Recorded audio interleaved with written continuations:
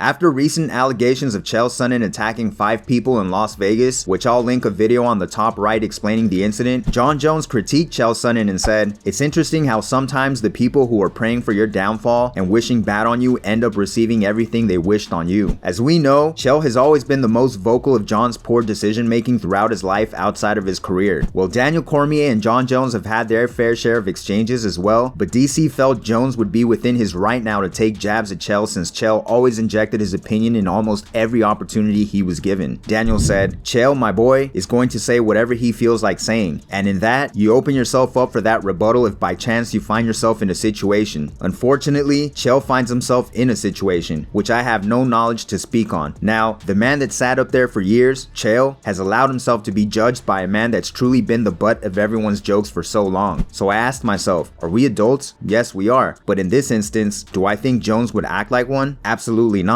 Is he wrong for not acting like one? Absolutely not. I'm not surprised that Jones is taking shots at Chael right now because every time that Jones found himself in that position, and that was a multitude of times, Chael was there to judge. According to MMA Fighting, at a hearing on Wednesday that took place in Las Vegas Justice Court, prosecutors dropped a felony battery by strangulation charge and 4 misdemeanor counts against Sonnen. In good news, Sonnen will now only be facing 6 misdemeanors. Conor McGregor expressed his interest in moving up to the welterweight division and making a possible attempt at fighting versus Kamaru Usman. Gilbert Burns was on Morning Combat and gave his opinion on what Conor would have to do in order for things to go positively for him. Gilbert felt he'd have to do something similar to what Masvidal did for his career in the past and when he isolated himself in an island distant from social media. Gilbert said, "I still think McGregor can do very good, but he's got to make big changes. If Conor asked me, what do you think I should do? I'd say, bro, just go away. Go to a freaking mountain. Get all your training out of freaking social media, out of freaking whiskey. Go train. Get back to your roots. Gather your teammates. Stay there for 5-6 months. And I think he can come back. But if he has a lot of yes men, he won't come back. I think if he wants that change, there's a price to that."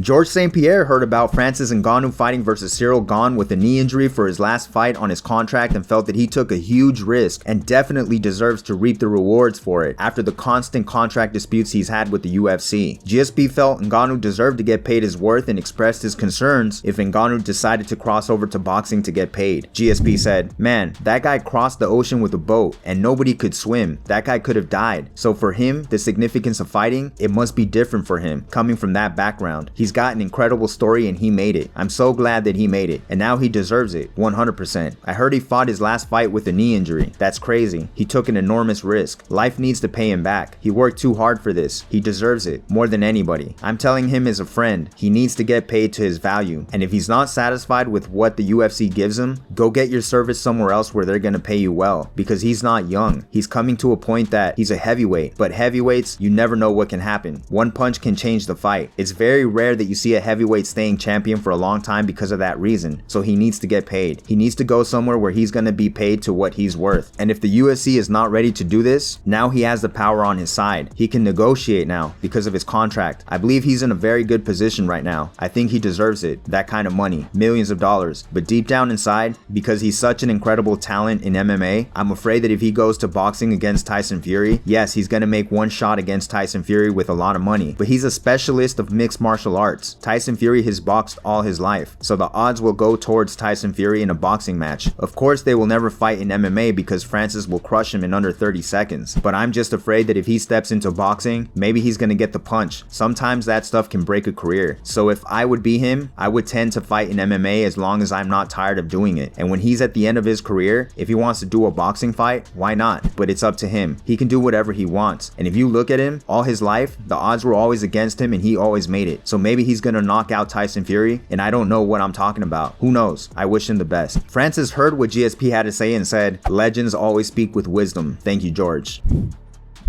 Deiveson Figueiredo versus Brandon Moreno 4 will have to be postponed after Figueiredo decided to face Kai Kara France after his victory over Askar Askarov at UFC Fight Night 205. Figueiredo's decision to fight Kai instead of Brandon was apparently because he felt insulted that Brandon and his teammate Marcelo Rojo made a racist post by placing a filter replacing his head with that of a monkey at the UFC 263 press conference. Deiveson said in an Instagram post, "Dear Dana White, I just wanted to say thank you for the opportunities that you've given me, my family, and my country. You know that I would fight anybody, anytime and anywhere. That being said, I wanted to fight Brandon Moreno for the 4th time because I know this is what the fans want. Until his team crossed the line with racist comments, calling me a monkey and even going to the extent of photoshopping a monkey's face on top of mine. You know what I'm talking about, Raul Entrom. When all this happened, I went on campaign to stop racism and prejudice in my city where it is predominantly Indians and blacks. As the UFC champion of the world, I ask you to consider my wish. I wish to fight the next contender in line, Kai Kara France, who has earned his spot. Stop the racism. We are one. Brandon Moreno felt Figueiredo was using racism as an excuse to get out of their fight and explain what led to the supposed racism that Figueiredo was complaining about. He told ESPN, "It was Marcelo Rojo. It's just stupid. He was playing with his phone. He was streaming live on Instagram and he was using many filters. It's a shame we don't have the full video because it was a live stream. He didn't save it. He was using filters on everyone. Dana White, my teammates, he even used a filter on me. He was switching filters. Then a monkey filter appeared on Figueiredo. That's true. And someone took a screenshot and starts calling Marcelo Rojo a racist. Marcelo is not a racist." As always, guys, if you liked the video, make sure to hit that like button for me. If you're new, subscribe and hit that notification bell to stay up to date. Thanks for watching.